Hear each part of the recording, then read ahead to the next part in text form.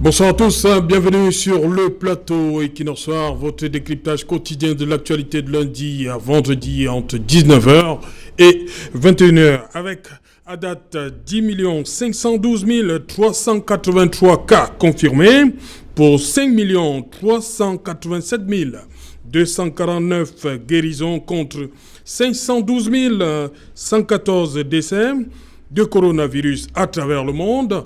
Le Cameroun, il faut le reconnaître, fait office de nain devant les chiffres venant des États-Unis, du Brésil et même de la Russie, avec 13 711 cas confirmés, 111 114 guéris pour 328 décès, avec un taux de létalité de 2,3%.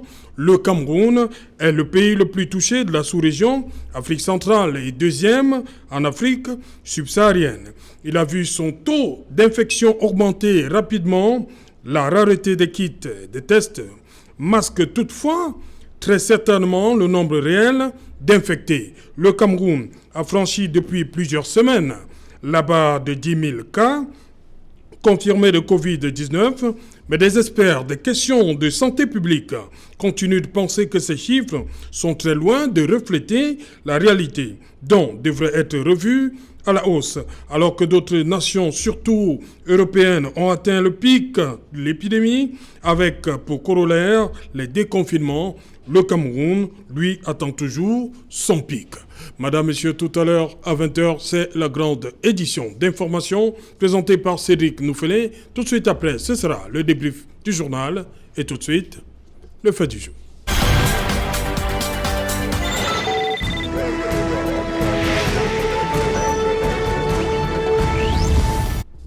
Augmentation des cas de Covid au Cameroun. Sommes-nous dans le pic? Pour tenter de répondre à cette question, nous avons convié au débat ce soir des spécialistes de questions de santé. On va commencer par le plateau Douala. Docteur Tapa, bienvenue une fois de plus. Merci Serge et merci à toute l'équipe technique. Bonsoir à tous les téléspectateurs de ce soir. Docteur Tapa, une question personnelle. Est-ce que dans votre tête, ça va, le Covid, vous vous dites quoi? C'est en train de partir? Personnellement, oui, je crois. À partir du comportement des populations? Oui, qu'est-ce qui vous fait penser ça? Ce qui me fait penser, c'est l'observation de ce qui se passe sur le terrain, tout simplement. Oui. Si le comportement des gens, des populations sur le terrain, avec cet impact qu'on décrit, on n'en serait pas là. Oui. Que vous pouvez voir qu'il y a une contradiction entre les cris d'alarme, ce qui est normal. Il vaut mieux exagérer pour que les gens n'atteignent pas la bêtise. Mais il y a une contradiction entre ce cri d'alarme et ce qu'on observe sur le terrain, notamment au niveau des hôpitaux. Vous ne pouvez pas croire qu'une épidémie est en train de battre son plein quand les hôpitaux sont vides. C'est vrai que de plus en plus, les gens disent qu'ils fuient les hôpitaux, mais les gens fuient les hôpitaux parce qu'ils ont une solution alternative. Voilà. Donc, c'est un peu trop de contradictions pour le Covid jusqu'à l'heure. Et ça, c'est personnel. Je crois qu'au vu des observations sur le terrain, on n'est pas vraiment en droit de se dire que soit on est en train d'atteindre le pic, soit plus au contraire, on a plutôt l'impression que les gens sont en train de redevenir normaux. Ils reviennent progressivement à la normale. Vous allez nous expliquer ça tout à l'heure. En face de vous, docteur Étoile Roger, bienvenue une fois de plus sur le plateau Equinox Soir. Merci pour cette invitation. Je dis bonsoir à tous vos téléspectateurs que j'ai le plaisir de retrouver ce soir. Docteur et toi, comme docteur Tapa, sont des médecins de santé publique. C'est bien cela? Exactement. Voilà, on va donc, je vous l'ai dit, nous avons également convié au débat aujourd'hui, vous les voyez à l'antenne. On va commencer par le docteur Nokam en France. Nous n'avons pas le visa, mais on va quand même aller en France. Bonsoir docteur Nokam. Nous sommes à Deauville. Oui, bonsoir Alain. C'est à nouveau un plaisir pour moi d'être avec vous avec mes confrères au Cameroun, un peu partout dans le monde, pour échanger sur cette pandémie qui sévit toujours au Cameroun et ici. Docteur Nokam, une question également personnelle. Lorsqu'on regarde les images qui nous viennent de France, on voit des personnes qui se baladent dans les rues. Est-ce que le port du masque n'est plus obligatoire en France? En fait, le port du masque est obligatoire dans certains milieux. Par exemple, dans les hôpitaux, le port du masque est obligatoire. Dans les grandes surfaces, c'est fortement recommandé. Et donc après, dans les structures privées, les gens gèrent selon à leur façon. Donc il y a des gens qui vont obliger des masques obligatoirement, qui vont obliger des masques leurs clients dans certains magasins, et d'autres qui ne vont pas obliger. Mais dans les hôpitaux et dans tout ce qui est la plupart des structures publiques, le port du masque est obligatoire.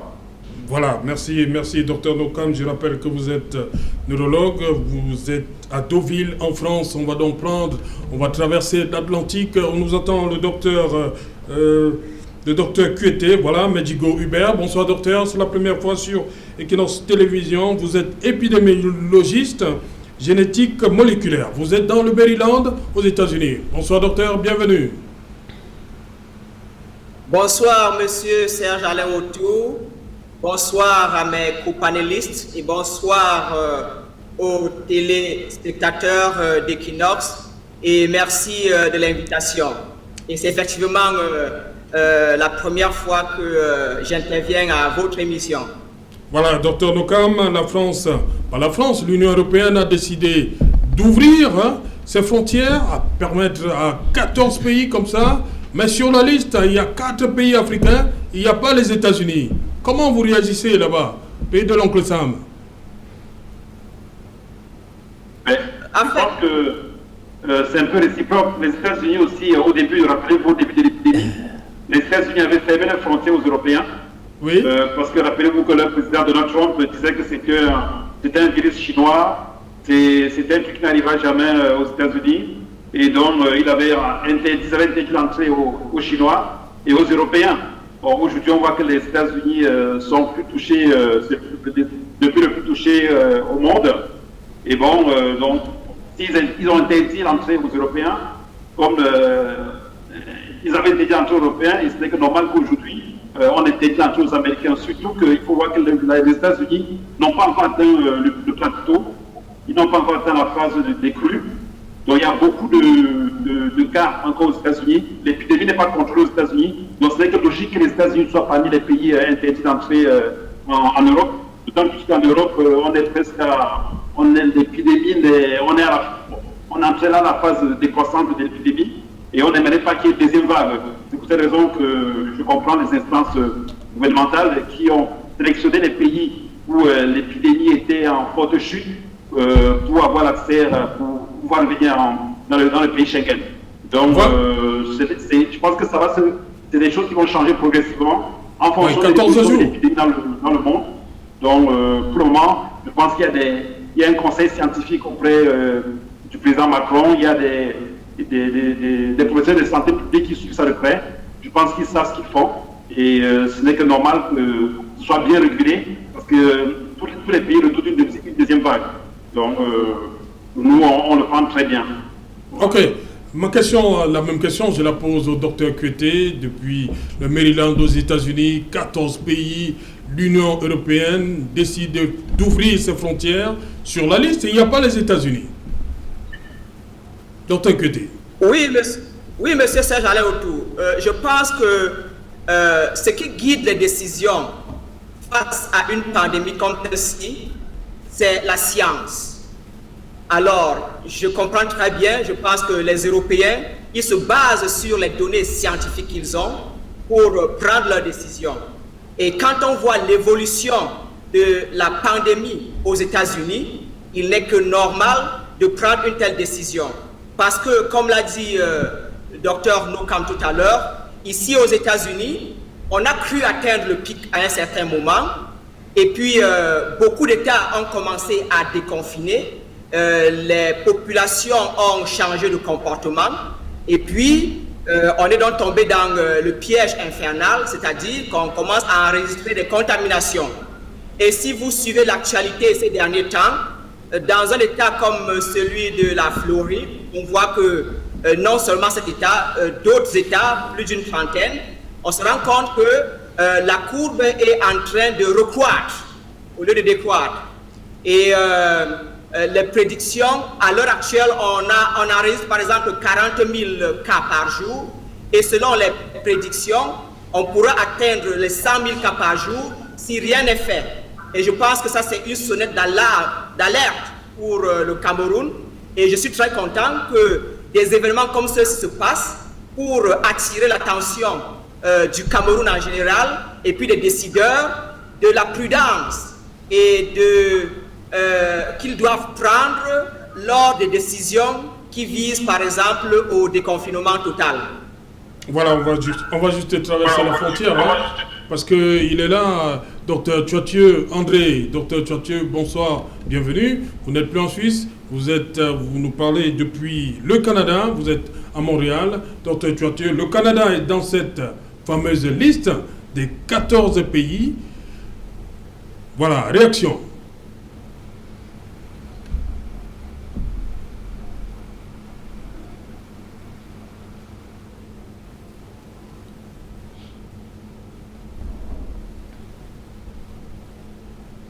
Voilà, des petits soucis avec... Je vais réagir. Oui, docteur, toi, vous vouliez réagir à ce premier tour? Oui, j'ai effectivement pris connaissance de cette fameuse liste des 14 pays autorisés. Il y a le Rwanda. Et voilà, exactement. Mais je vais peut-être prendre à contre-pied mon confrère des États-Unis qui a dit que qui a dit que cette liste se base sur les données scientifiques. Je pense que ce n'est pas tout à fait exact parce que évidemment quand vous voyez la Chine est inclue dans cette liste. La Chine est en ce moment. Il y a une condition pour la Chine. Hein? Oui, il y a la Chine en pleine deuxième vague. Oui. L'Algérie en ce moment est dans la liste. L'Algérie est le deuxième pays le plus infecté après l'Afrique du Sud. Donc c'est totalement en ce moment là. C'est incompréhensible. C'est totalement incompréhensible. L'Algérie revit à un nouveau pic, si bien que le président algérien M. Temoun a dit que cette fois-ci il s'en remet à Dieu. Donc ils sont complètement désemparés et donc c'est totalement incompréhensible que je pense que cette liste n'a pas été complètement faite sur des critères épidémiologiques. Je crois qu'il doit également avoir des éléments de géopolitique et de géoéconomie dedans. Voilà, on va donc repartir du côté du Canada. Je crois que cette fois-ci c'est la bonne. Docteur Tchoitieu André, il nous entend de ce côté-là, à Montréal. Bonsoir, docteur Tchoitieu. Le Canada dans cette fameuse liste de 14 pays. Bonsoir à tous, bonsoir à chers confrères. Oui, le Canada, de toutes les façons, a présenté des progrès, on va dire. La pandémie là, est en recul au Canada en ce moment et ça pourrait, oui, justifier que le Canada soit sur cette liste. Mais je crois que le docteur Eto'o a mentionné quelque chose sur lequel il faudrait revenir. La gestion de cette pandémie depuis le début n'a pas obéi exclusivement à des raisons scientifiques, à des critères scientifiques. Et je crois que en avançant, les pays ont considéré pas mal de critères. Y compris des critères, comme il l'a dit, géopolitiques, géostratégiques, qui font que finalement, on ne sait plus trop si c'est la science qui drive les décisions ou si alors c'est les intérêts économiques. On s'est rendu compte, par exemple, en plein pic, certains pays qui avaient confiné au départ ont décidé de déconfiner et forcément, c'était sur la base de critères beaucoup plus économiques qu'autre chose. Donc, je crois que c'est une crise multidimensionnelle. Hein. C'est vrai qu'il y a des données épidémiologiques qui sont prises en conséquence, mais il y a également tout l'environnement géopolitique, géoéconomique, qui font que bon, les décisions peuvent des fois paraître très incohérentes. Ok, merci, docteur Tchoitieu. Docteur Tepa, on va donc commencer par les Camerounais nous regardent nombreux en ce moment-ci. C'est quoi atteindre le pic de l'épidémie? Atteindre le pic de l'épidémie, oui, ça veut dire qu'on est presque à mi-chemin, parce que quand on atteint le pic, il reste à descendre. Oui. Mais au Cameroun particulièrement, il est difficile Enfin, il est difficile, voire mais les autorités nous ont annoncé ça mi-juin. Le problème, il faut repartir au fond du problème. Oui. Qui parle du Covid? Qui analyse le Covid? Même quand on parle des autorités. Le problème, on soulevait la géopolitique, l'économie, tout ça, c'est pas seulement à l'échelle internationale, c'est même à l'échelle nationale déjà. Qui parle du Covid? Est-ce que l'épidémiologie dont on parle, c'est fait selon les normes, les règles conventionnelles de l'art? Est-ce que les statistiques sur le terrain obéissent vraiment aux règles de l'art? C'est ça la question qu'il faut se poser. Et du coup, si les statistiques au départ ne peuvent pas être assurées de façon certaine, partant des tests, des dépistages et tout ce qu'on peut dire, c'est difficile de parler d'un pic quand vous n'avez pas suivi du début d'une certaine manière pour évoluer. Il est clair qu'au Cameroun, les improvisations continuent et on continue à subir le coup de ces... On n'est pas ce qu'on vit actuellement, là? Ce qu'on vit actuellement, aller sur le terrain, vous ne pouvez pas comprendre qu'on soit en train de parler d'un pic et en même temps, les hôpitaux se vident. Faites un tour dans les hôpitaux. Moi, je le fais et je me rends compte que même certains services qui étaient alloués au Covid sont en train de désinfecter pour libérer. Ça veut dire en clair quoi? Il n'y a pas une recrudescence de malades graves qui affluent les hôpitaux. Où vont donc ces malades? Est-ce que c'est donc que les malades asymptomatiques qu'on détecte? De l'autre côté, vous ne voyez pas trop les tests circuler pour comprendre qu'on est en train de faire un dépistage de masse important. Les statistiques répondent à cette démarche. Donc maintenant, d'où vient-il qu'on soit en train de mesurer un pic sur quelque chose qu'on ne suit pas de façon cohérente? Je crois qu'il y a un problème. Il y a un problème. Je vais justement interroger le docteur Etoile. Est-ce que le Covid est bien géré au Cameroun?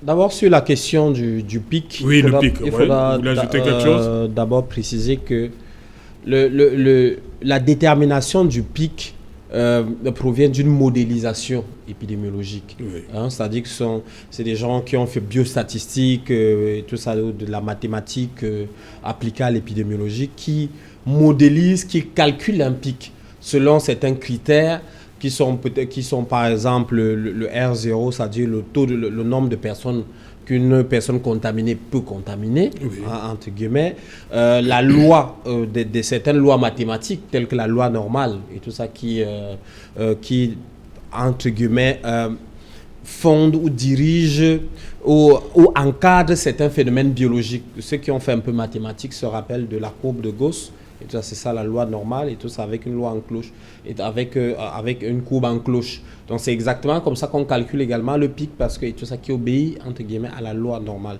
Il y a d'autres lois, évidemment, la loi de Poisson, la loi, c'est une autre chose. Ça, c'est et tout ça en mathématiques. Maintenant, ça, on détermine aussi avec la capacité de dépistage. Donc, pour le Cameroun, on aurait pu, entre guillemets, pouvoir bien calculer la loi normale, on aurait pu calculer le nombre de personnes qui peut être contaminées par une personne infectée. Mais la question du dépistage n'a pas été homogène. Au départ, par exemple, les capacités de dépistage étaient inférieures à 100 voire 200 par jour. Aujourd'hui, bon, selon les chiffres officiels, quand les chiffres sont publiés, on voit qu'on dépasse les 2000, 2500 voire 3000 dépistages par jour. Donc, évidemment, si vous dépistez plus, vous allez détecter plus. Donc, on ne peut pas, c'est-à-dire que la modélisation, les modèles de calcul ne seront pas toujours cohérents. Maintenant, il y a certains chercheurs, certains scientifiques qui, dès le départ, ont modélisé, ont pensé que le pic pouvait avoir lieu en juin. C'est-à-dire que généralement autour du 15 juin. Oui. Et tout ça, ils l'ont pensé. Évidemment, on a suivi, on a suivi un peu l'évolution. Les autorités sanitaires, j'ai suivi hier au journal de la CRTV, au centre des opérations des urgences, qui ont estimé que nous sommes sur le pic, mais nous sommes en plateau. Ça veut dire que c'était un pic, mais nous sommes au niveau de la phase de plateau. Ce n'est pas un pic pointu, oui. Ce n'est pas un sommet aigu. Oui. Là, c'est un sommet en plateau, oui. Et que peut-être qu'on va rester un peu longtemps avant de rechuter. Oui. Maintenant, sur la question de... c'est pour cela que, pour moi, de mon point de vue, je ne me suis jamais focalisé sur la question du dépistage. Parce que, évidemment, comme on dit, les capacités de dépistage ne sont pas optimales, le dépistage n'est pas homogène, et c'est tous les jours. Je me focalise beaucoup plus sur les outputs que sont les décès. Et c'est là où je suis beaucoup plus attentifs. Alors, quelle est la courbe de décès? On peut cacher le nombre de personnes infectées, mais il est difficile de complètement traficoter le nombre de personnes décédées. Et vous savez qu'il y a une vaste polémique sur les Je suis d'accord. Voilà. Oui, parce que tout le monde maintenant, je viens de recevoir un message où je suis d'accord qu'il peut. Tout le monde a dit maintenant c'est Covid. Ça se passe sur le terrain. Ça se passe sur le terrain. Est-ce que ces chiffres-ci, aujourd'hui... Les chiffres des décès ne répondent pas aux critères. Parce que si vous n'avez pas 328 décès vous ne pouvez pas au le Cameroun. Déclarer mort de Covid. D'accord. C'est aussi simple que ça. Bon, moi, je suis un scientifique. Je suis à une étude factuelle et tout ça qui le démontre. Je suis absolument preneur.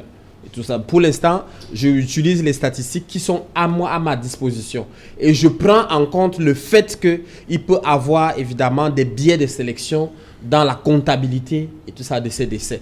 Mais c'est à vous les journalistes, à d'autres enquêteurs de savoir effectivement si ce qui est publié n'est pas vrai ou pas. Pour l'instant, je me base dessus. Et ça pour dire qu'effectivement, pour l'instant, les décès semblent pour l'instant maîtrisés. Maintenant, j'ajoute à ces facteurs épidémiologiques quand même, je vais dire des éléments subjectifs que sont mes expériences de terrain. Parce que je suis d'abord médecin. Et je suis médecin au cœur du Covid, au cœur de la gestion du Covid. Moi, je prends en charge, tout au long de l'épidémie, j'ai pris en charge des patients de Covid. Je côtoie des médecins qui prennent en charge le Covid. Je peux vous le dire de façon personnelle, de façon subjective, quand même que la mortalité semble avoir été, semble en ce moment assez maîtrisée. Oui. Donc, cela est dû, de mon point de vue, à deux choses. Effectivement, ces dépistages, mais deuxièmement, la vulgarisation des traitements. Parce qu'aujourd'hui, par exemple, l'hôpital, j'ai des confrères à l'hôpital à Kentini qui sont passés d'une phase où ils attendaient uniquement les cas graves pour pouvoir les prendre en charge dans les unités de réanimation, à une phase où, dès qu'on vous dépiste, on vous met directement sous traitement. Donc, nous, on n'a pas adopté la polémique qui est en France. Est-ce que la chloroquine est bonne? Est-ce qu'elle n'est pas bonne? La plupart des hôpitaux camerounais ont adopté une méthode agressive, c'est-à-dire vous êtes dépisté, on ne veut pas savoir si votre cas sera grave ou ne sera pas grave, si vous avez des comorbidités ou pas, on vous met sous traitement et cela réduit considérablement le taux de passage au cas grave et voire les décès. Voilà, docteur Nokam, vous en France, on est passé, le pic c'était je crois au mois de mai et il y a eu une série de mesures qui ont accompagné le déconfinement. Les élèves ont repris le chemin des classes le 22 juin et le 28 dernier, c'était le second tour des élections municipales en France. Pour vous, comment on va dire ça, le pic, qu'est-ce qu'il apporte pour les gouvernants? C'est un soulagement pour les populations de savoir qu'on a atteint le pic? Comme l'a si bien dit mon confrère spécialiste en santé publique qui connaît ce sujet mieux que moi, le pic, effectivement, on ne saurait parler pour cette pandémie de pic, mais on assiste plutôt à un plateau. C'est un peu ce qu'on a connu en France. Ici en France, le patient zéro, c'était le 24 janvier. Et c'est à partir du 3 avril qu'on a commencé à ce qu'on appelle le plateau. En fait, le plateau, c'est la période pendant laquelle il n'y a plus de nouveaux cas. En fait, le nombre de décès n'augmente pas par jour. Donc, à partir du 3 avril, on était à peu près à 540 décès par jour. Et on voit que là, la courbe a commencé à chuter le 15 avril en France. Donc, en principe, on devrait parler de pic. On ne saurait parler de pic, on devrait parler de pic qu'après qu'on soit en phase de défraîchissement. Donc, le 15 avril, à partir du 15 avril, on avait déjà moins de patients. Et jusqu'aujourd'hui, et vers le 10 mai, on était à 70 décès par jour. Pardon. Donc, alors que le 14 avril, on était à 540, après ça, décès, jusqu'au 10 mai. Et depuis, on a très peu de décès par jour.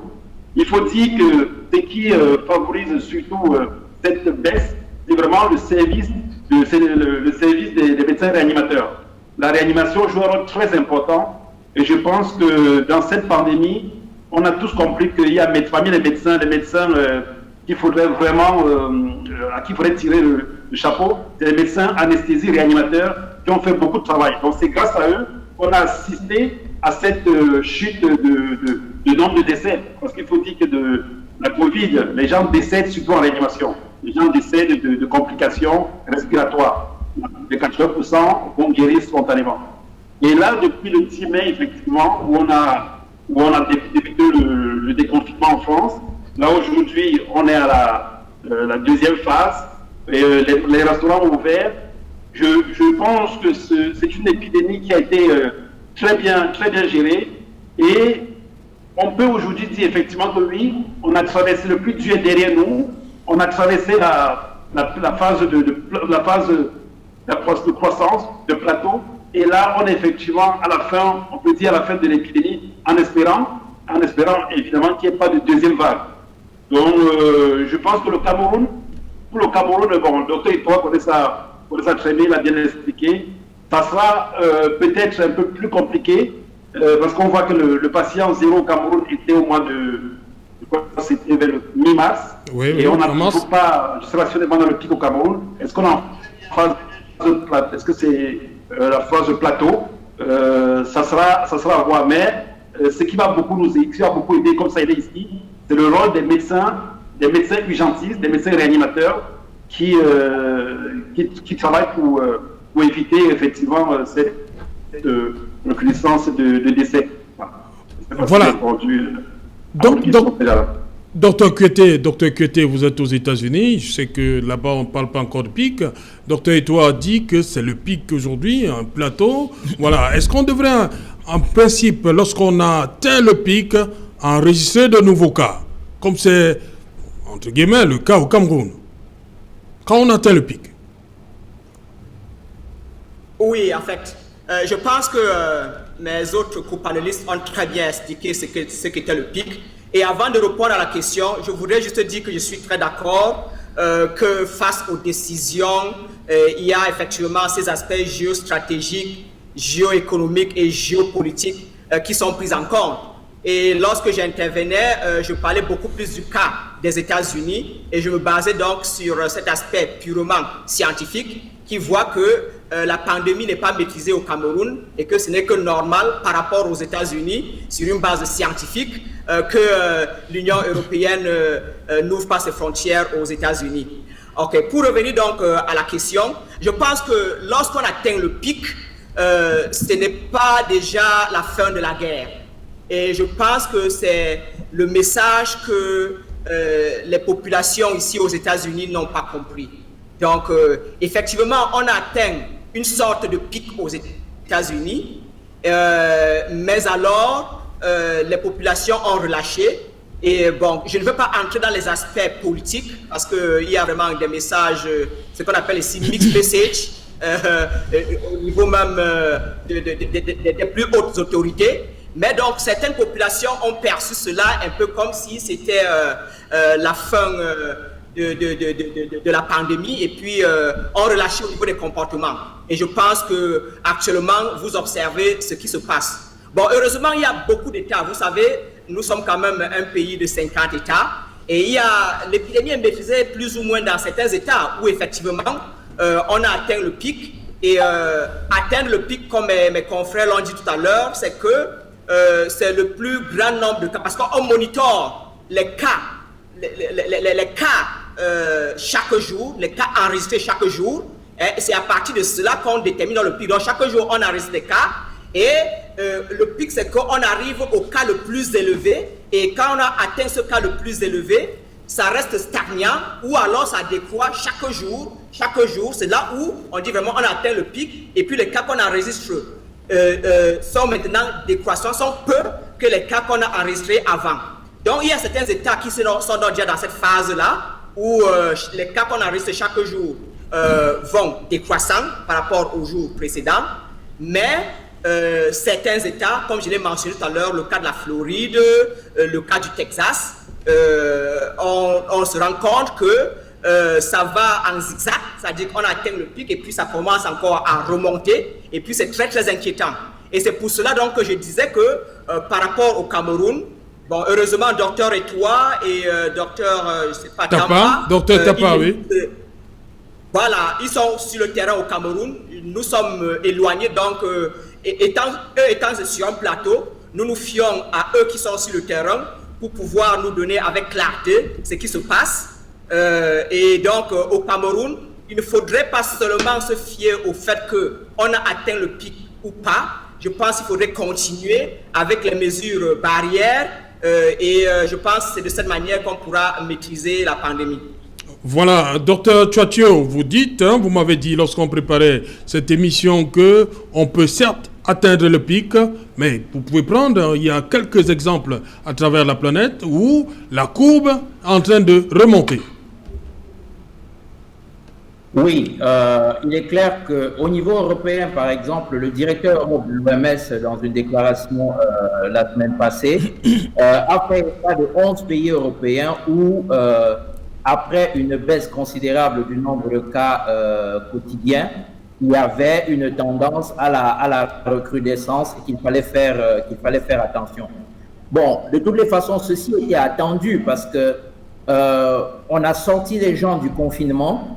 Et forcément, il y avait encore des traces du virus chez certaines personnes à l'extérieur. Et forcément, en réautorisant les gens à se fréquenter et ainsi de suite, il est quasi naturel qu'on remarque une nouvelle flambée comme ça. Il y a quelque chose également que je voudrais apporter un peu dans la discussion ici, notamment par rapport à ce qui se passe au Cameroun avec la baisse du nombre de cas graves et du nombre de décès dans les hôpitaux. Ça fait quand même 3-4 mois que la pandémie sévit dans notre pays. Et il faut dire qu'il n'y a pas eu un véritable confinement au Cameroun. Ce qui fait que la donnée de génération d'une certaine immunité, d'une certaine, faire appel à l'immunologie, pourrait expliquer qu'aujourd'hui, il y ait une régression des cas graves, parce que l'immunité aurait tendance à se généraliser et pourrait expliquer quelque part qu'on ait de moins en moins de cas graves qui mèneraient au décès. C'est vrai également que la maîtrise de plus en plus par rapport aux tergiversations du début, la maîtrise de plus en plus des protocoles thérapeutiques, beaucoup plus agressifs, comme le docteur Étoile l'a dit, y contribue également. Voilà, on va un peu revenir à ces chiffres. Les chiffres, ils nous viennent d'où? Est-ce qu'on tient compte des personnes soignées dans les structures, on va dire, privées, surtout, Monseigneur Cléda? Ils viennent d'où, ces personnes soignées, elles viennent d'où? Une très bonne question, parce que quand on regarde comment on a pris en charge le Covid au Cameroun, il y a une remarque qui ne peut pas échapper, oui. C'est que ceux qu'on attendait qu'ils parlent très peu, et ceux qui ne devaient pas parler parlent beaucoup. Je veux dire quoi? Vous avez vu une épidémie qui sévit depuis un certain temps, mais les épidémiologistes sont calmes. Le ministère parle par à-coup et par chiffres. Vous comprenez ce que ça veut dire? C'est qu'il n'y a pas un organe qui suit de façon quotidienne, de façon multidimensionnelle, c'est-à-dire ce qui se passe en réalité sur le terrain, les dépistages et les nombres pour donner un truc exact. Au Cameroun, il y a eu un phénomène qui s'est passé au début. Tout le monde s'est conscientisé. On a dit confinement, tout le monde était calme. C'était une occasion de suivre l'épidémie et voir comment ça peut évoluer normalement. Mais en cours de l'évolution, quand on s'attend à ce qu'on continue à le faire, on dit non, on rouvre les bars, allez dans les bars. Le 30 avril. Voilà, on va dans les bars. Ça veut dire quoi? Allez vous contaminer en quelque sorte. À partir de ce moment, tous les chiffres que vous donnez, ça ne reflète plus une certaine réalité. Parce que vous favorisez que les gens se contaminent et vous faites des dépistages. C'est quelque part une petite tricherie qui ne dit pas son nom. Donc, quand vous regardez les chiffres, vous regardez comment on a évolué chez nous, il y a lieu de se poser encore beaucoup de questions sur la situation réelle sur le terrain. Et je dis, moi je parle basé sur les observations, qui est une bonne partie de la science. Il ne faut pas que les gens croient que la science est seulement dans les laboratoires. L'observation, oui. C'est quelque chose de très très capital quand on parle de la science. C'est par là que tout commence. Voilà. Quand vous allez sur le terrain, vous ne pouvez pas être dans un pays où le Covid sévit à grande vitesse. Les gens sont en insuffisance respiratoire de façon recrudescente et vous ne ressentez pas ça au niveau des hôpitaux. Moi, j'ai monitoré par exemple certains hôpitaux sur au moins un mois. où j'allais les soirs pour voir le nombre de malades dans les services spécialisés, on n'a jamais atteint le plein du service. Jamais, je peux le dire de façon certaine parce que je l'ai suivi. Et ça, mais vous avez dit tout à l'heure, docteur Tapa, que les gens évitent de plus en plus les formations sanitaires. Exact. Il y a la pharmacopée traditionnelle qui s'est développée. Oui. On reviendra peut-être là-dessus. S'il y a quelque chose qu'on a gagné, c'est que les gens se rendent compte qu'eux-mêmes, ils peuvent faire quelque chose avant de courir à l'hôpital. Reste que quand c'est grave, vous allez l'avoir dans les hôpitaux. Quand c'est grave, vous aurez les gens dans les hôpitaux, que les gens veulent ou pas. C'est un réflexe humain. Vous allez voir quelqu'un qui a commencé sa pharmacopée, dès que ça ne marche pas, le prochain réflexe, c'est l'hôpital. Et c'est pour ça que je dis, il faut qu'on soit sérieux. Au Cameroun, on a une habitude d'improviser. On ne fait pas travailler les gens qui sont spécialisés dans un domaine précis quand on a besoin d'eux.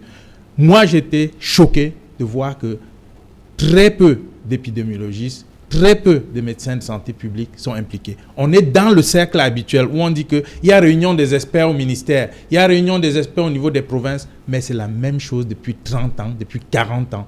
Ça ne porte pas. Tant qu'on n'a pas un comité stratégique de veille, si le Cameroun avait un comité stratégique de veille qui dit que voici notre situation depuis qu'on l'étudie depuis le début, on serait en droit de dire on est au pic aujourd'hui, on peut prévoir qu'à cette allure, on peut descendre à tel moment ou bien avoir une recrudescence compte tenu de tel ou tel autre facteur. Mais il n'en est rien. Quand les bases sont faussées, on navigue à vue. On a fait ça pendant longtemps. Il est temps qu'on comprenne qu'on peut faire du sérieux. Il faut revenir comme dans la norme des choses au Cameroun. Quand on parle de la France, des États-Unis, de ces ils mobilisent leurs ressources pour contrôler à leur niveau. À partir de ce moment, quand un organisme international vient donner des directives ou bien prédire les situations, ils trouvent un contre. On n'a pas ça au Cameroun, il ne faut pas qu'on se trompe. On n'a pas ça. Et c'est le moment de tirer des leçons et de faire un comité stratégique. Vous voyez combien de médecins camerounais vous pouvez mobiliser à la diaspora en une soirée, en très peu de temps. Ça, je vous tire un coup de chapeau parce que ça montre le reflet des forces que l'on n'utilise pas au Cameroun. On a une puissance incroyable qu'on n'utilise pas. Pourquoi on n'est pas à mesure de s'organiser maintenant et avoir un organe qui contrôle la santé à partir d'aujourd'hui? Je l'ai souvent décrié, on a réduit la santé à la maladie. Vous voyez le bruit que le Covid fait, ça contrôle le monde. Une maladie virale. C'est une grippe, si vous voulez. Oui. Ça contrôle le monde depuis bientôt 4 mois. Vous comprenez ce que ça veut dire? 6 mois. Depuis 6 mois. Depuis 6 mois. Une maladie virale. En Chine. Ça veut dire qu'on est tous concentrés sur une maladie virale, alors qu'il y a les autres piliers de la santé qui ruinent les populations. Sérieusement, allez voir en termes de nutrition, en termes d'eau, en termes de pénurie de ceci dans la communauté, comment on est en train de mourir de beaucoup de choses qui n'ont rien à voir avec le Covid. Vous comprenez que l'importance d'un comité stratégique de veille est plus que jamais signalé. Il faut qu'on apprenne à s'occuper des choses sur toutes les dimensions et non attendre le sensationnel. Le Covid fait sensation, mais ça ne doit pas nous éloigner du problème fondamental. Voilà, avant de revenir, docteur et toi, j'ai vu le docteur Nokam qui veut réagir à la suite du docteur Tapa. Docteur Nokam. Non, mais je rien à rajouter. Bon, ce que le docteur Tapa dit est très sensé. Effectivement, on voit que dans tous les pays, ce qui permet de mieux contrôler, c'est le comité scientifique. Donc je pense que, bon, moi, malheureusement, je suis mal placé pour décrire le système de santé au Cameroun. Je sais pas comment c'est organisé au Cameroun, mais effectivement, je pense que, bon, il faut qu'il y ait un comité. Je pense que ça doit exister. Sinon, il faudrait qu'il y ait un comité parce que, bon, ce qui se passe, pour pouvoir savoir le nombre de décès par jour, effectivement, il faut qu'il y ait un comité scientifique qui surveille sur le nombre de décès. Moi, j'ai essayé de regarder sur Internet, je vois qu'au Cameroun, il y a des informations qui arrivent, donc il doit y avoir surtout les gens qui travaillent. Bon, j'ai vu que il y a plein d'épidémiologistes, de spécialistes de la santé publique, déjà sur le plateau de Tapa, donc je pense qu'ils sont organisés, et donc c'est normal, on a étudié tous en fac de médecine l'importance de la santé publique, même si certaines personnes, de fois, ne comprennent pas à quoi servait la santé publique. On voit avec l'épidémie que c'est un rôle primordial dans toute société, un médecin de santé publique, un épidémiologiste. Alors, ça nous permet aussi même de faire nos propres statistiques, de faire des études, mettre en place des études. Et je pense qu'effectivement, c'est le moment pour nous de faire nos études et mettre au Cameroun avec tous ces grands scientifiques que nous avons au Cameroun. Il faudrait effectivement que nous fassions. On a dit à quelque chose de malheur et bien, on a permis de comprendre déjà qu'on pouvait développer notre pharmacopée au Cameroun. Le traitement de Monseigneur Clédard, je ne sais pas si ça a été testé, mais bon, c'est une piste peut-être pour que nos chercheurs puissent réfléchir là-dessus. Et déjà, que même la recherche, je pense que la recherche, j'ai déjà entendu, je crois sur un plateau, c'est le docteur Etoile qui expliquait, que la recherche devrait même être intégrée à l'université. Donc il n'y a pas une... Peut-être, je ne vais pas m'azaner, mais il faudrait que les chercheurs à l'université déjà puissent faire de la recherche fondamentale. Et ça permettrait à nous de développer notre propre médecine. Parce que le médicament coûte très cher.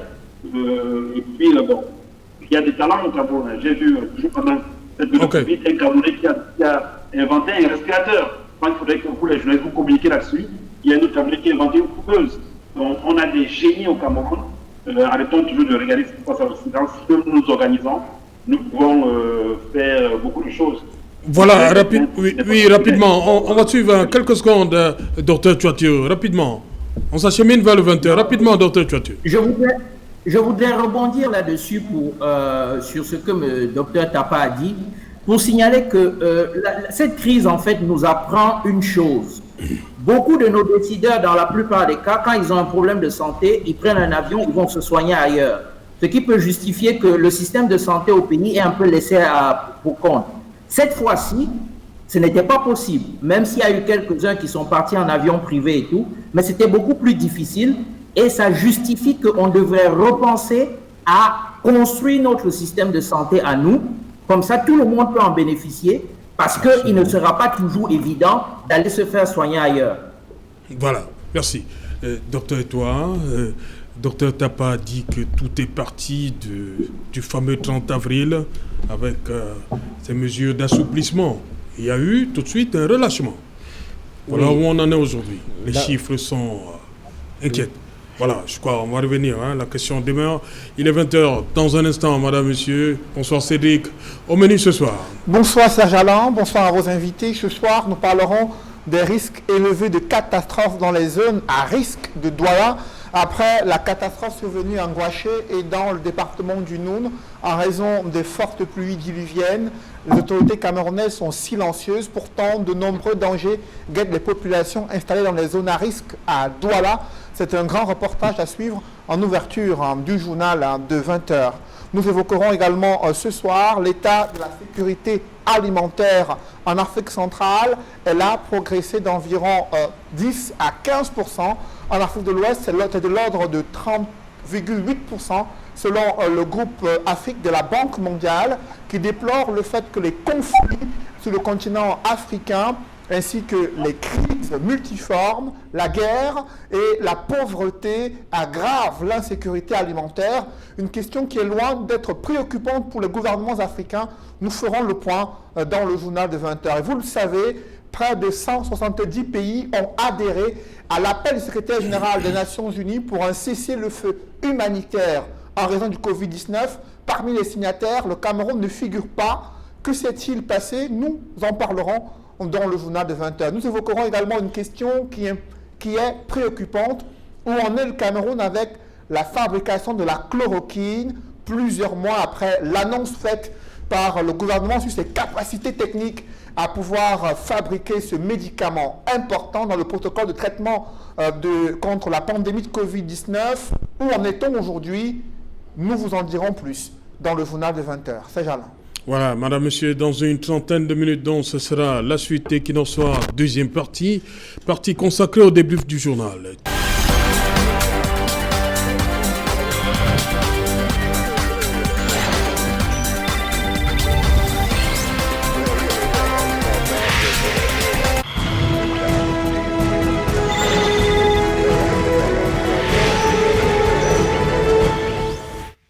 Plateau et qui n'en soit deuxième partie, madame, monsieur, une partie consacrée au débrief du journal. Nous sommes toujours en compagnie de nos invités, docteur Tapa, ici en plateau, et le docteur Etoile. Nous allons repartir également du côté de l'Hexagone, où nous attend le docteur Ghislain Nokam, au pays de l'oncle Sam, où nous attend le docteur Kuité, et On va traverser la frontière pour le Canada où nous attend Dr Tchoitieu André. Je commence par vous, Dr Edouard, le ministre de la Recherche scientifique et de l'Innovation. Vous avez vu, comme tout le monde, on nous a promis de la chloroquine, qu'on allait produire de la chloroquine en grande quantité. Et aujourd'hui, on a comme l'impression que on n'a pas pu respecter ce qu'on a annoncé à grande pompe aux Camerounais. On sollicite la France pour le faire. Oui, mais si vous le permettez, avant que le journal n'intervienne, je voulais rebondir sur un point qui a quand même été évoqué. Oui, on va revenir sur je vais vous passer la parole, docteur Edouard. Ok. On va d'abord faire le petit tour sur le débrief du journal. Oui, sur la chloroquine, c'était quand même c'est une mission difficile sur la question de la production de la chloroquine de façon endogène, parce que il faut comprendre, il faut connaître en fait le système de production des médicaments dans le monde. En ce moment, en fait, dans le monde, l'Inde détient à peu près 80 à 90% des matières premières des médicaments génériques et même des médicaments tout court. C'est l'Inde qui détient. Oui, les intrants. Voilà, et donc il faut en ce moment, il faut des décisions fortes, diplomatiques, pour pouvoir en ce moment aller garantir son stock en réalité d'intrants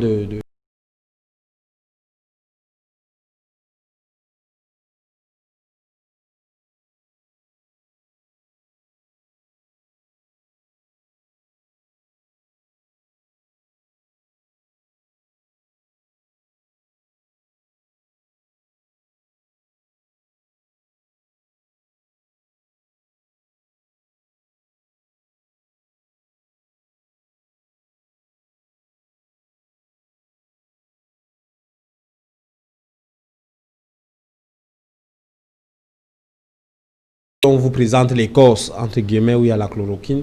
Il y a toute une étape où il faut la purifier. Donc, ce n'est pas si évident. Ce n'est pas si évident que ça.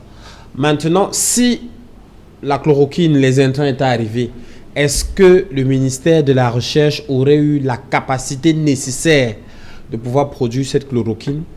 Il faudrait qu'on réfléchisse, parce que pour produire des médicaments en grande quantité, il faut de l'expertise, de l'expertise technique, il faut des pharmaciens industriels, il faut toute une chaîne, et ensuite il faut des investissements lourds, il faut des capitaux, et les capitaux ne sont pas détenus par l'État. C'est-à-dire qu'un ministère de la Recherche est organisé pour réguler. On a vu les reportages, le ministre nous disait qu'on va, je ne sais plus combien de comprimés à la première. Moi, je parle ce que je connais. Oui. Je vous dis le processus normal, le processus habituel de production de ces intrants. Les médicaments sont produits par l'industrie pharmaceutique. Oui. Dans aucun endroit au monde, les médicaments sont produits par les ministères. Parce que les ministères, c'est là où il y a des bureaux, et tout ça, du personnel, d'encadrement, de la politique. Et de la structure. Donc, ça, c'est ce que je sais.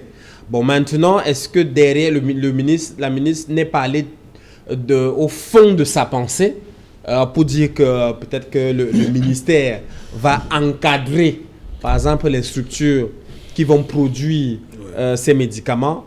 Je n'en sais rien. Mais je vous dis le processus normal, il faut acquérir les intrants. Deuxièmement, il faut des investissements. Et troisièmement, il faut des capitaux pour pouvoir faire fonctionner tout ça.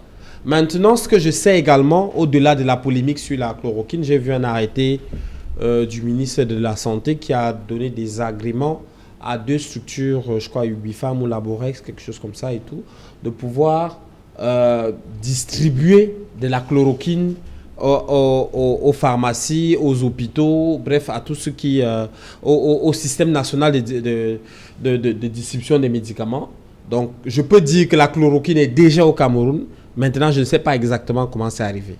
Ok, docteur Tapa, c'est ça. Oui, Serge, c'est assez amusant de voir ce qui se passe et assez choquant en même temps. Je vais dire, un fait que vous ne manquez pas de remarquer au Cameroun, c'est que on justifie pourquoi les choses ne marchent pas. C'est-à-dire que notre problème, 90% de fois, on va justifier pourquoi quelque chose n'a pas marché. Ça ne nous enseigne rien, ça ne nous amène nulle part, ça n'enseigne rien aux générations futures.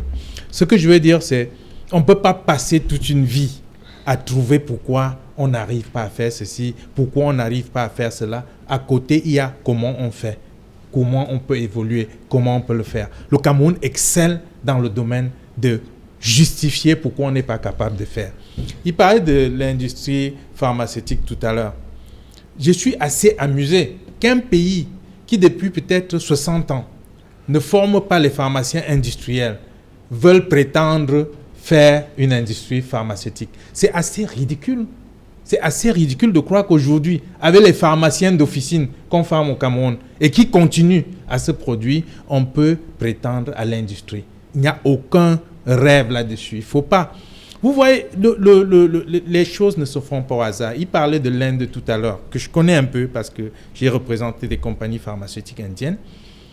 La production en Inde, vous avez la production de deux types. Les grandes compagnies pharmaceutiques agréées et les compagnies pharmaceutiques non agréées, qui sont les plus nombreuses. C'est-à-dire à Bombay seulement, vous pouvez compter 2000 fabricants de médicaments. Et parmi les 2000, vous avez moins de 10% qui sont agréés sur le contrôle qualité et tout ça. Ceci veut dire quoi en fait? Les gars ont de la ressource humaine. Ces petites boîtes des chambres qui fabriquent les comprimés, ce n'est pas des industries pharmaceutiques, mais c'est des pharmaciens industriels qui ont été formés, qui n'ont pas pu accéder aux grosses structures, qui le font. Et vous allez en Inde, c'est très courant. Très courant. Donc, il y a un problème. On ne peut pas vouloir gagner à la loterie, on n'achète pas les tickets. Le Cameroun ne s'est jamais attelé à former des pharmaciens industriels. Ce n'est pas aujourd'hui que subitement, on va entrer dans l'industrie pharmaceutique en grande pompe. Il parlait des matières premières tout à l'heure. C'est un processus de la chaîne de production. Vous avez en Inde des matières premières qui ne viennent que de la Chine. Et on connaît les compagnies qui le font. Quelles matières premières on a pu essayer de cultiver au Cameroun, on n'a pas pu. Il faut des experts dans le domaine qu'on ne forme pas. Vous ne pouvez pas. 3, le transfert de technologie. Vous parlez de fabriquer quelque chose et vous faites appel à la France. Vous attendez à quoi? Si la France vient avec sa technologie, au départ, la France, qu'est-ce qui se passe? C'est ça qu'on a vécu depuis les années d'indépendance et on continue à le perpétrer. Maintenant, sur les capacités même des pays à produire eux-mêmes, par exemple la chloroquine pour le Cameroun, vous pensez vraiment que le Cameroun a besoin de la France aujourd'hui pour financer la production de la chloroquine? Je dis c'est faux, c'est pas possible. C'est pas possible. La chloroquine, la matière première, on peut la cultiver au Cameroun. Ce n'est un secret pour personne. Maintenant, la transformation... Mais nous sommes dans l'urgence, là, docteur On Tapa. est dans l'urgence, je suis d'accord. Qu'est-ce qu'on fait? On ne peut pas vivre simplement de l'urgence, Serge. On est dans l'urgence, importer chez les gens qui connaissent. C'est plus facile d'importer de l'Inde et moins cher en ce moment que de fabriquer nous-mêmes, pendant qu'on est dans l'urgence. Oubliez la fabrication pendant qu'on est dans l'urgence. Maintenant, si on veut fabriquer, il y a des critères de base qu'il faut mettre en place pour évoluer. Voilà, docteur Kuete, vous serez le premier à bondir sur la question, docteur Kuete, sur cette situation. Vous avez suivi. Le docteur Tapa, il est vraiment remonté.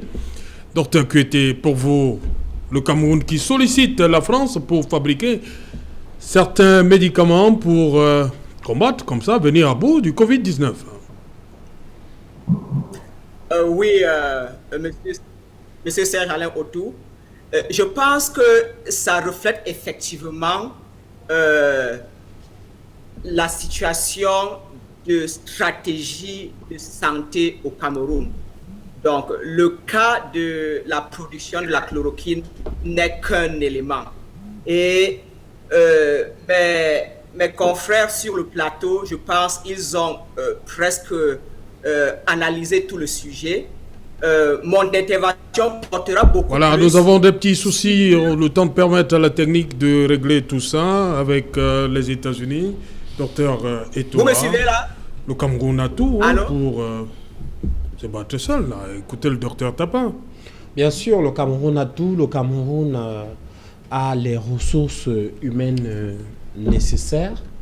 Je le dis au IFOR, le Cameroun a des pharmaciens, que ce soit ceux qui ont été formés à l'étranger, que ce soit ceux qui ont été formés au Cameroun. Et d'ailleurs, sur ce point, le Cameroun a fait beaucoup d'efforts dans la formation des pharmaciens. Oui. Il y a encore 20 ans, les seuls pharmaciens qu'on voyait au Cameroun étaient des pharmaciens formés à l'étranger. Okay. Aujourd'hui, on a à peu près 8 facultés de médecine qui forment, qui déversent chaque année sur le marché environ une centaine de pharmaciens. Voilà. Donc, le Cameroun a les ressources humaines nécessaires. Le Cameroun a les capitaux nécessaires. Le Cameroun a le marché nécessaire, que ce soit le marché du Cameroun ou de la SEMAC. Il faut tout simplement qu'on se mette ensemble pour pouvoir penser cette stratégie-là. Voilà, je crois que les choses sont rentrées dans l'ordre. On va donc repartir du côté des États-Unis. Dr Kouyaté, c'est à vous. Et vous me suivez là? Oui, allez-y. Ok, je disais donc que le problème de la chloroquine, ce n'est qu'un élément qui entre dans ce que j'appellerais les politiques de santé au Cameroun. Vous voyez, je pense qu'il ne faut pas seulement se focaliser sur la chloroquine, mais il faut de façon holistique voir tout ce qui se passe au niveau de l'encadrement, des stratégies visant à pouvoir faire explorer la santé au niveau du Cameroun. Vous voyez un peu, on parlait tout à l'heure par exemple de la pharmacopée traditionnelle sur laquelle je veux vraiment revenir.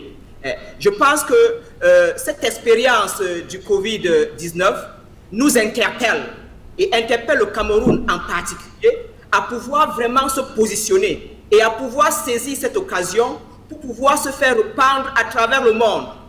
Et je ne tarderai pas sur les mots pour dire que le Cameroun peut être la source de solution à cette pandémie qui aujourd'hui décime le monde entier.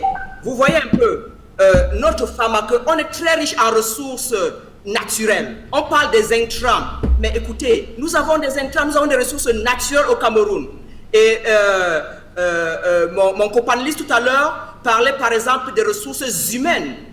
Dans tous les domaines des spécialités médicales et scientifiques, nous avons la crème des crèmes au Cameroun. Vous voyez un peu. Donc, il faut tout simplement essayer donc de mettre sur pied des politiques de santé qui vont tenir compte de toutes ces ressources et pouvoir donc positionner. Tout à l'heure, en début d'émission, on parlait de géostratégie. Je pense que ça, c'est une opportunité de pouvoir également positionner le Cameroun sur le plan dans le monde de la santé, de la recherche.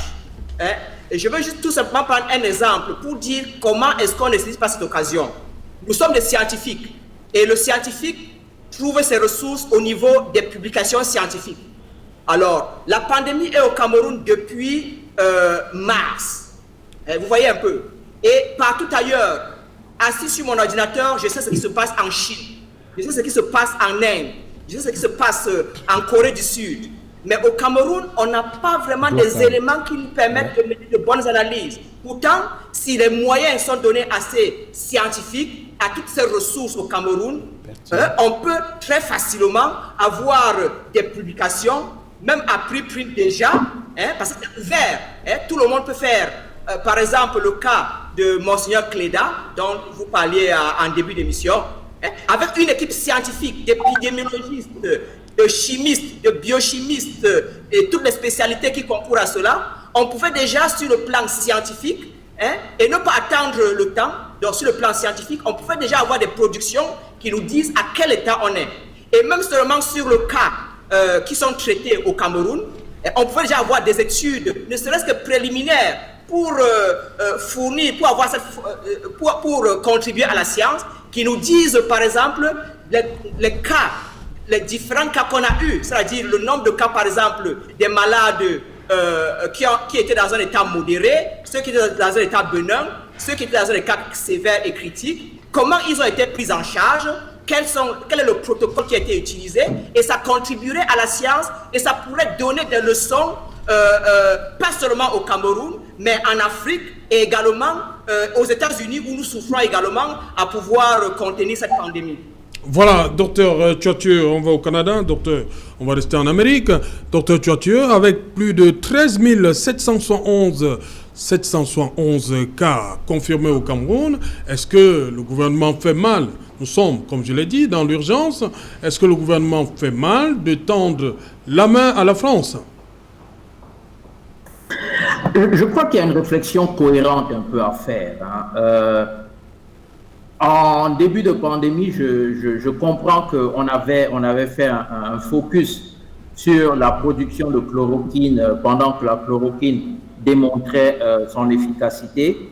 Aujourd'hui, nous parlons un peu tous là depuis le début d'une baisse du nombre des cas, une baisse de la pandémie.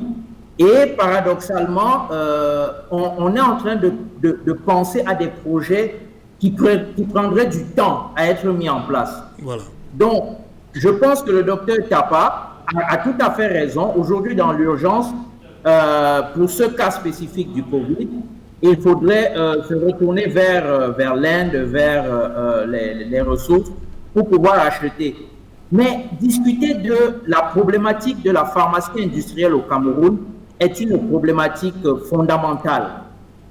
J'ai lu tout à l'heure que le Remdesivir, le médicament de Gilead, a reçu une autorisation de mise sur le marché conditionnel de la part de l'Agence européenne du médicament pour la prise en charge de Covid. Et le prix proposé pour le traitement d'un patient est à peu près de $2 300. Donc, quand on regarde un peu l'envergure des prix que peuvent coûter les traitements, les nouveaux traitements, ainsi de suite, il faut réfléchir à ça, de pouvoir produire localement. Et nous, on a la chance d'avoir, enfin la chance entre guillemets, que la majorité des problèmes de santé publique que nous avons dans nos pays sont des problèmes qui tournent autour de parasitose, qui tournent autour d'infectiologie et ainsi de suite. Et il existe une liste de médicaments essentiels que nous connaissons. Donc, la porte d'entrée, si on veut parler de pharmacie industrielle au Cameroun et avoir un véritable impact en matière de santé publique et en matière de facilitation d'accès aux soins, c'est de regarder déjà dans cette liste de médicaments essentiels, qu'est-ce que nous pouvons produire localement pour diminuer leurs coûts. Alors, les autres implications en termes de génération d'emplois et ainsi de suite, ça, on ne revient pas là-dessus, c'est des choses évidentes. Mais également en termes de gestion et d'accès aux médicaments dans nos pays, ce serait un plus incommensurable. Après les médicaments de dernière génération ou de pathologies, entre guillemets, plus compliquées, on pourrait gérer progressivement. Donc, je crois que c'est une véritable problématique et sincèrement, les compétences, c'est pas ce qui manque. La volonté, je pense, est le plus gros problème chez nous parce qu'il faut pouvoir mettre un cadre en place pour pouvoir discuter de tout ceci. Les compétences, on les trouvera. Mais il faut qu'il y ait une pensée derrière, qu'il faut qu'il y ait une vision derrière qui mette un cadre en place pour discuter de tout ceci et pour pouvoir y arriver. Donc, c'est un peu ça ce qui, à mon sens, nous fait défaut. Ok, merci. On va donc sortir de la plaque nord-américaine. On va se rendre en France. Docteur Nokam, la France a maîtrisé le phénomène, l'épidémie, au point où elle peut venir en aide aux autres? J'ai suivi le journal et j'ai vu effectivement l'ambassadeur de France qui faisait un don au Cameroun. Je pense qu'il faudrait que cet épisode de Covid soit pour nous amène à tirer des conclusions et à comprendre beaucoup de choses. Il faudrait que les Camerounais comprennent que la diaspora, c'est la 11e région du Cameroun. Honnêtement, rien ne nous empêche de monter des industries pharmaceutiques au Cameroun. Voilà. Vous avez des Camerounais, des très grands pharmaciens partout dans le monde, que ce soit en France, aux États-Unis, au Canada. Donc, nous n'avons pas besoin qu'on vienne nous faire des dons de chloroquine, mais nous avons besoin qu'on nous aide ou bien qu'on nous facilite les choses pour monter au Cameroun une industrie pharmaceutique. C'est très simple. Il suffit que l'Assemblée nationale vote une loi sur la facilité à la douane fiscale pour l'industrialisation médicale. Donc, toute personne qui monte... Docteur Nokam, une précision. Oui. Le gouvernement camerounais sollicite la France pour l'appuyer dans la fabrication. Oui, je disais tantôt, Oui. il suffirait de donner des facilités fiscales pour que la diaspora, associée avec des confrères camerounais, puisse monter sur place des industries qui permettraient de fabriquer des génériques. Et parce qu'il faut savoir que le médicament, le coût du médicament est très élevé. On parle de la chloroquine, qui n'est pas chère, la chloroquine. Le problème, même pas la chloroquine. Ça va coûter dans les 2000, 3000 francs CFA, la chloroquine. Mais il y a des produits, par exemple, je vais prendre le domaine de l'AVC, par exemple. Alors, pour l'AVC, vous avez un produit qu'on appelle l'Activis, qui coûte 1 million de francs CFA pour tromboliser un patient. Alors, il suffirait qu'on donne une facilité fiscale, une exonération de douane pour toute personne qui monte une industrie pharmaceutique au Cameroun ou une industrie médicale. Donc ça, c'est un point. Et ceci, on peut le faire pour le médicament, y compris aussi pour la radiologie.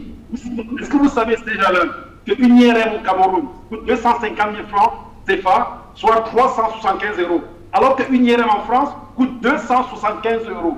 Alors, si on avait donné la possibilité aux industriels, parce qu'il y a des Camerounais qui sont très entreprenants, de monter des entreprises au Cameroun pour monter les IRM, on pourrait faire ça au Cameroun et les IRM revendraient beaucoup moins cher aux praticiens. Donc, je pense que nous devons réfléchir en pensant, pas qu'avec avec les Camerounais sur place, mais avec les Camerounais qui sont aussi à l'étranger, qui font partie de la 11e région, ce que j'appelle la 11e région du Cameroun.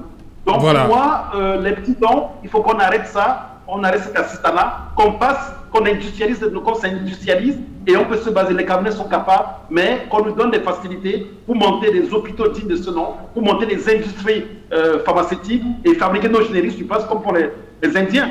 Ça, on peut le faire. Ok. Voilà, oui, docteur oui, j'avais une petite...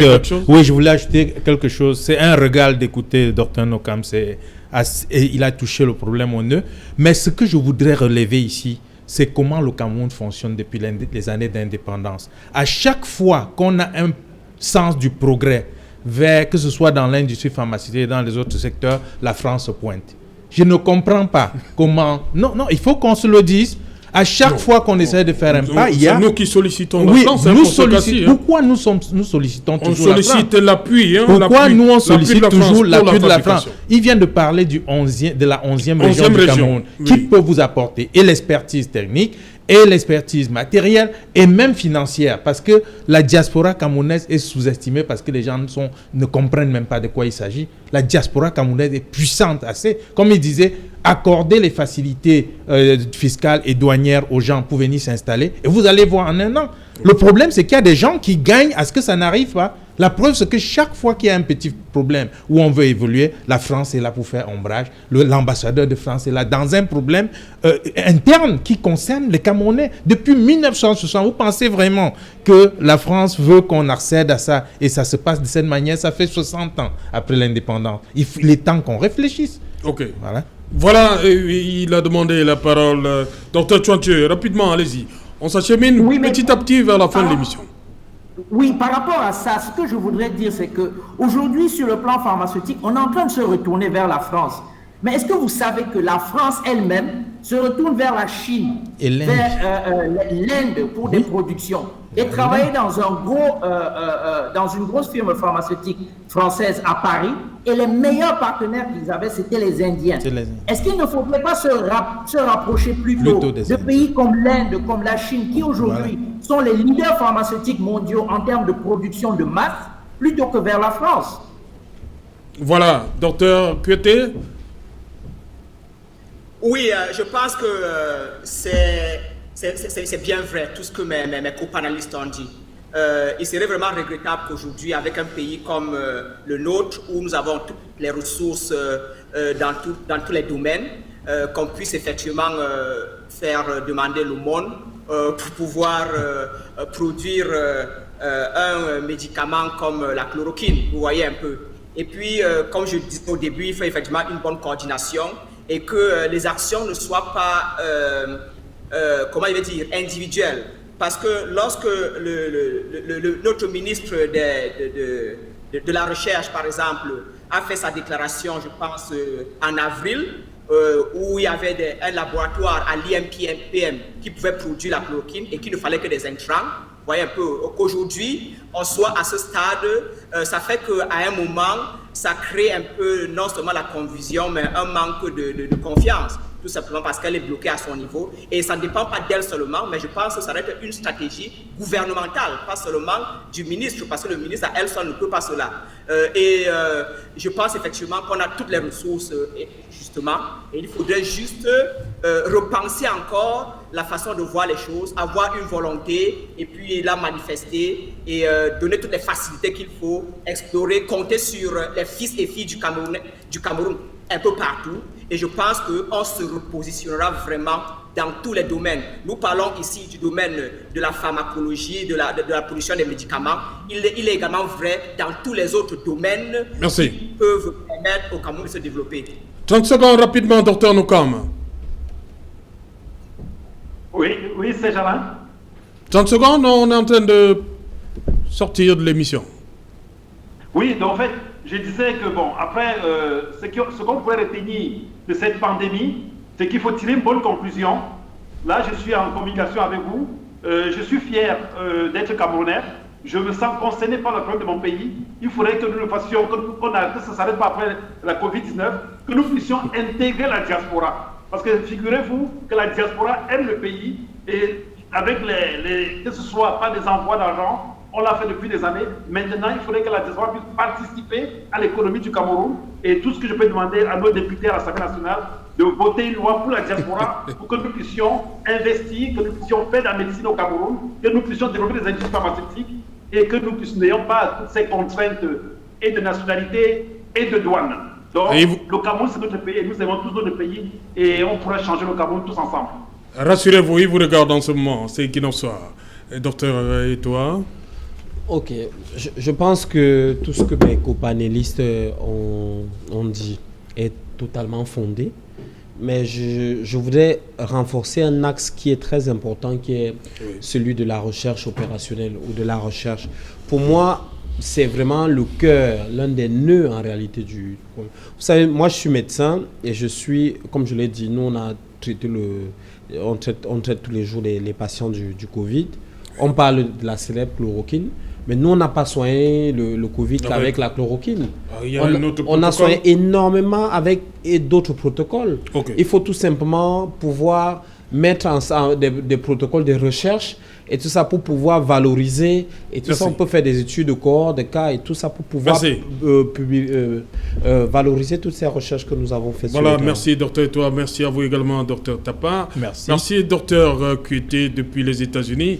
Merci, docteur Nokam à Deauville, nous étions en France. Merci à vous, docteur Tuatieu André, depuis Montréal, au Canada. Madame, Monsieur, nous sommes donc arrivés au terme de cette édition. Rendez-vous demain, lorsqu'il sera 19h. Bonsoir, Bac Bézé 1.